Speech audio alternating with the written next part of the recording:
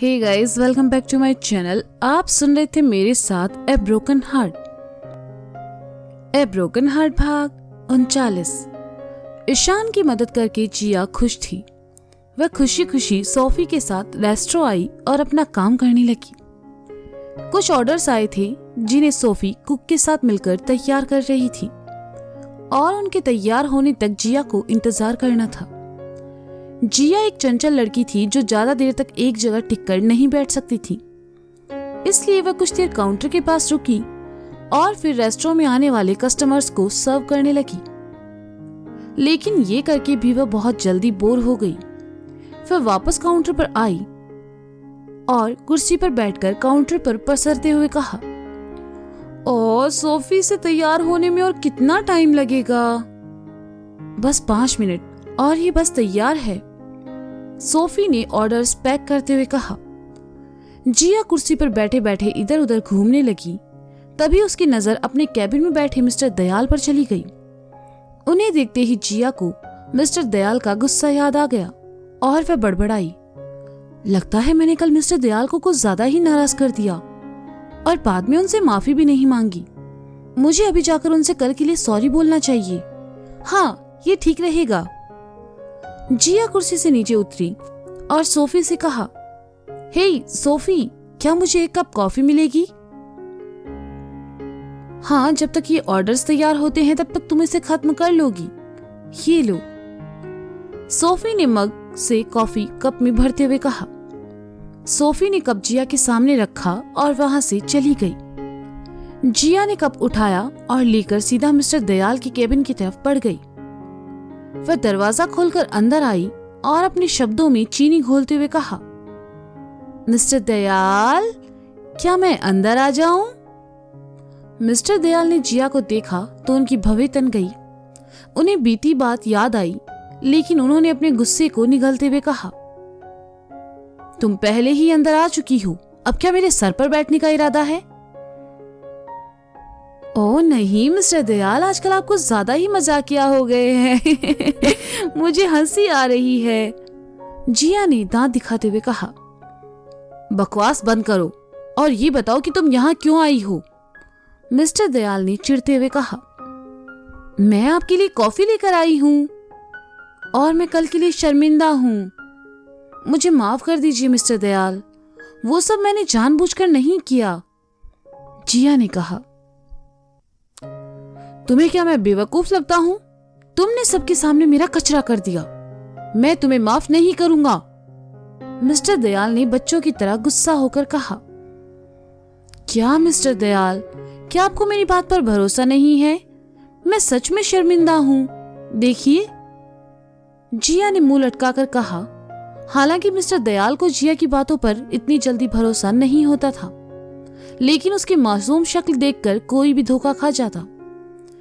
Mister Dayal भी पिघल गए और कहा, ठीक है, मैंने तुम्हें माफ किया और आगे से जरा ध्यान से, मैं तुम्हारा बॉस हूं। रेस्टोरेंट में आने वाले कस्टमर्स के बीच मेरी इज्जत है, जानती हो ना तुम? पर मुझे लगता है मैंने तुम पर कुछ ज्यादा ही गुस्सा कर दिया। तुमने ये जानबूझकर नहीं किया होगा। हम इंसान हैं और अक्सर इंसानों से गलती हो जाती है। जिया ने सुना तो मन ही मन खुश हो उठी। उसने कितनी आसानी से मिस्टर दयाल को अपनी बातों में फंसा लिया। वह मिस्टर दयाल की तरफ आई और कॉफी से भरा कप उनके टेबल पर रखते हुए कहा, ओह मिस्टर दयाल, आप कितने अच्छे हैं। सच में आप मेरी इंस्पिरेशन हैं। मैं तो कहूंगी आपको इस पूरे शहर की इंस्पिरेशन होना चाहिए। आपका दिल कितना बड़ा है मिस्टर दयाल। बस करो जिया, इतनी तारीफ सुनकर अब मुझे शर्म आ रही है। मिस्टर दयाल ने कॉफी का कप उठाते हुए कहा। मैं सच कह रही हूँ मिस्टर दयाल, सच में आप जैसा कोई नहीं है। आप कॉफी पीजिए, ये मैंने खुद अपने हाथों से आपके लिए बनाई है। जिया ने लंबी लंबी फेंकते हुए कहा। अरे तुमने तकलीफ क्यों की? कुक से कहा होता, तुम्हें तो डिलीवरी करने जाना होगा ना? मिस्टर दयाल ने जिया की तरफ देखकर कहा। डिलीवरी का नाम सुनते ही जिया को ऑर्डर्स की याद आई और उसने एकदम से कहा, मिस्टर दयाल, आपकी घड़ी में क्या टाइम हुआ है? मिस्टर दयाल ने जैसे ही अपनी घड़ी में टाइम देखा, उनके हाथ में पकड़ा कप उलट गया और उसमें भरी हुई कॉफी उन पर आ गिरी। जिया ने देखा तो वहां से जाते हुए कहा, ओह मुझे फिर से माफ करना मिस्टर दयाल, मैं चलती हूँ, हम फिर मिलेंगे। जिया! गुस्से से मिस्टर दयाल चिल्लाए, लेकिन जिया तब तक वहां से भाग चुकी थी। जिया मिस्टर दयाल के कैबिन से बाहर आई। उसने जल्दी से बैग उठाया और रेस्टोरेंट से बाहर निकल गई। दिन भर ईशान अपने काम में बिजी रहा। ईशान ने महसूस किया कि वह पहले दिन ही उसने काफी बेहतर काम किया था और वह अपने काम से खुश था।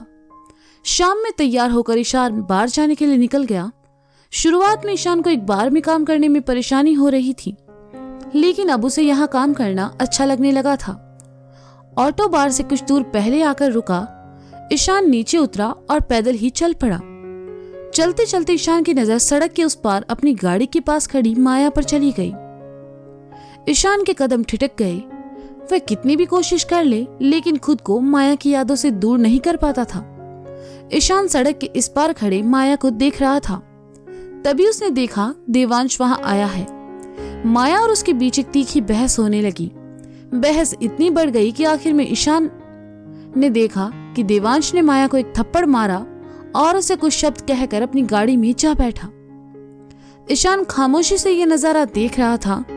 उसे गुस्सा तो बहुत आया जब देवांश ने माया पर हाथ उठाया था, लेकिन उसने इस वक्त कुछ न कहना ही ठीक समझा। देवांश से थप्पड़ खाने के बाद माया अपने गाल से हाथ लगाए जैसे ही पलटी, उसकी नजरें सड़क किनारे खड़े ईशान से जा मिली। ईशान को वहां देखकर माया की आंखों में आंसू भर आए। दोनों खामोश खड़े एक दूसरे को देखते रहे और फिर ईशान आगे बढ़ गया। पहली बार उसने ऐसे दिखाया जैसे उसे कोई फर्क नहीं पड़ता, और पहली बार माया को ईशान का ये रूप देखकर बहुत तकलीफ हुई। उसकी एक आवाज पर दौड़कर आने वाला ईशान आज उसे इग्नोर करके चला गया। माया की आंखों में नमी उतर आई। उसने सड़क पर गुजरते ऑटो को रोका और वहां से चली गई। रात में जिया अपना काम खत्म करके काउंटर के पास आई और कुर्सी पर बैठकर काउंटर पर पसरते हुए कहा, ओह लगता है आज मैं कुछ ज्यादा ही थक गई हूँ। क्या हम घर जा सकते हैं सोफी? कुछ कस्टमर्स आए हैं, मुझे उनके लिए ऑर्डर्स तैयार करने हैं। तुम थोड़ी देर इंतजार करो, फिर चलते हैं, सोफी ने कहा और वहां से चली गई। किसी को मेरी परवाह नहीं है। ये लोग इस वक्त क्यों आए हैं? क्या ये कुछ घंटे पहले नहीं आ सकते थे? कभी कभी तो लगता है मेरा काम ही मेरा दुश्मन है। वैसे मुझे बहुत नींद आ रही है और मुझे भूख भी बहुत लगी है। मुझे बाहर जाकर कुछ खाना चाहिए। मैं यहाँ भी तो खा सकती हूँ, लेकिन यहाँ का खाना बहुत महंगा है और मिस्टर दयाल तो मुझसे अच्छा खासा नाराज भी हैं। उन्हें पता चला तो वो मेरे सारे पैसे काट लेंगे। मुझे बाहर ही कुछ खाना चाहिए। हाँ, ये ठीक रहेगा। जिया ने काउंटर पर पसरे पसरे कहा, क्या तुम कुछ लोगी? सोफी ने जिया के पास आकर पूछा। नहीं, मैं बाहर जा रही हूँ, तुम अपना काम खत्म करके बाहर आ जाना, फिर हम घर चलेंगे, जिया ने उठते हुए कहा। बाहर कहाँ? सोफी ने पूछा। रेस्टोरेंट के सामने जो चाट वाला है उसके पास। वो क्या है ना, मुझे बहुत तेज भूख लगी है और आज मेरा कुछ अच्छा खाने का मन है, जिया ने अपने गले में पड़े बैग को झुलाते हुए कहा। तो क्या यहाँ अच्छा खाना नहीं मिलता? सोफी ने हैरानी से पूछा। अच्छा है, लेकिन मेरे पास इतने पैसे नहीं हैं। मैं चाहती हूँ तुम अपना काम खत्म करके बाहर आ जाना। मिस्टर दयाल ने मुझे देखा तो कहीं उनका गुस्सा फिर न बढ़ जाए, जिया ने जाते हुए कहा। ओह, ये लड़की भी ना कब क्या करती है कुछ समझ नहीं आता। जरूर इसने मिस्टर दयाल के साथ फिर कोई बहस की होगी, सोफी बड़बड़ाई। Excuse me please, where is my order? Customer की आवाज से सोफी की तंद्रा टूटी और वह चली गई। रेस्टोरेंट के बाहर निकलकर जिया चाट खाने लगी और फिर वहीं बाहर पड़ी बेंच पर बैठकर सुस्ताने लगी। बेंच पर बैठी बैठी वह आती जाती गाड़ियों को देख रही थी। कुछ देर बाद सोफी आई और दोनों घर जाने के लिए निकल गई। घर आते ही जिया बिस्तर पर गिर गई और कुछ वक्त बाद उसे नींद आ गई। सोफी ने अपने लिए खाना बनाया और खाकर सोने चली गई। ईशान सुबह सुबह बार से घर आया। आते ही वह लैपटॉप लेकर बैठ गया और उस पर अपना काम करने लगा। देखते ही देखते एक हफ्ता गुजर गया। एक सुबह ईशान अपने किसी स्क्रिप्ट को रिकॉर्ड करने की कोशिश कर रहा था, लेकिन वो उतनी परफेक्ट नहीं थी जितनी होनी चाहिए। उसने डेमो कुछ रेडियो स्टेशन पर भेजे, लेकिन वो रिजेक्ट हो गए। सुबह से दोपहर और दोपहर से शाम हो गई, लेकिन ईशान अपने काम से निराश ही रहा। उसे हर जगह से रिजेक्शन मिल रहा था। थक कर ईशान ने लैपटॉप बंद किया और उठकर किचन एरिया में चला आया। कॉफी बनाते हुए ईशान के दिमाग में कई बातें चल रही थी। ईशान ने उस पर जो भरोसा किया था वह उसे टूटने देना नहीं चाहता था। ईशान जिया को मिस कर रहा था।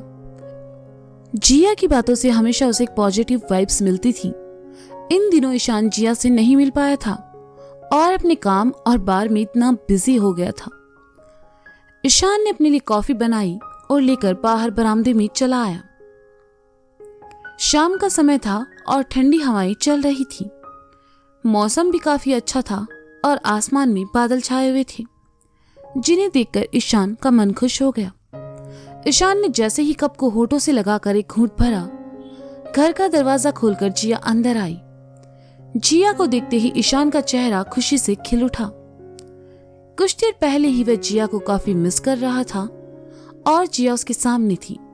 कंधे पर अपना बैग डाले जिया ईशान के पास आई और कहा, अच्छा हुआ तुम मिल गए। क्या हुआ, क्या तुम पहले भी मुझसे मिलने आई थी? ईशान ने हैरानी से पूछा, क्योंकि इन दिनों उसने जिया को यहाँ वहां नहीं देखा था। हाँ, 2 दिन पहले मैं यहाँ आई थी, पर तुम नहीं थे। वो सब छोड़ो, ये बताओ तुम्हारा काम कैसा चल रहा है? मुझे यकीन है तुमने जरूर कमाल कर दिया होगा, है ना? जिया ने चहकते हुए पूछा। जिया की बात सुनकर ईशान का मुंह उतर गया और उसने धीमे स्वर में कहा, नहीं, मैं खुद से डिसअपॉइंटेड हूँ। आज पूरा दिन मैंने बहुत ही बेकार काम किया। हो सकता है तुम्हारा मूड ना हो, जिया ने आंखों में चमक भरते हुए कहा। मैं फिर कोशिश करूंगा।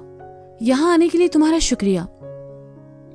ईशान ने कॉफी का घूंट भरते हुए कहा। मेरी मॉम कहती है जब हम अपने काम से निराश होते हैं तब अपने पसंदीदा इंसान की कही एक पॉजिटिव बात भी हमें साहस भर देती है। जिया ने कहा। हाँ, तुम्हारी मॉम ठीक कहती है, ईशान ने कहा। क्या ठीक कहती है? ये कि पॉजिटिव बातें हमसे साहस भर देती है, या फिर ये कि मैं तुम्हारी पसंदीदा इंसान हूं? जिया ने ईशान की आंखों में देखते हुए पूछा। ईशान ने सुना तो खामोश हो गया। उसके पास जिया की इस बात का कोई जवाब नहीं था। उसे खामोश देखकर जिया ने ईशान के हाथ से कप लेते हुए कहा, तुम अकेले अकेले से कैसे पी सकते हो? अरे ये मेरी जूठी है, तुम रुको, मैं तुम्हारे लिए कुछ और ले आता हूँ। ईशान ने कप लेने की कोशिश की तो जिया ने पीछे हटते हुए कहा, नहीं, ये ठीक है। अब बताओ तुम आज खुद से डिसअपॉइंटेड क्यों हो? मैं जो रिकॉर्ड कर रहा हूँ वो अच्छा जा रहा है, लेकिन उसमें वो फील नहीं है जो मैं चाहता हूँ, ईशान ने कहा। वैसे मुझे तुम्हारे काम की ज्यादा जानकारी तो नहीं है, फिर भी तुम चाहो तो मैं तुम्हें एक आइडिया दे सकती हूँ, जिया ने कॉफी पीते हुए कहा। क्या सच में तुम्हारे पास कोई आइडिया है? तुम मुझे बता सकती हो, ईशान ने कहा। उसे अब जिया की बातों पर भरोसा होने लगा था। तुमने कभी नोटिस किया है, जब हम किसी को काल्पनिक कहानी सुनाते हैं तो उसके हाव भाव नॉर्मल होते हैं, लेकिन जब हम किसी को असल कहानी सुनाते हैं तब सुनने वाले के हाव भाव कैसे चेंज हो जाते हैं? तुम्हें भी कुछ ऐसा ही करना है।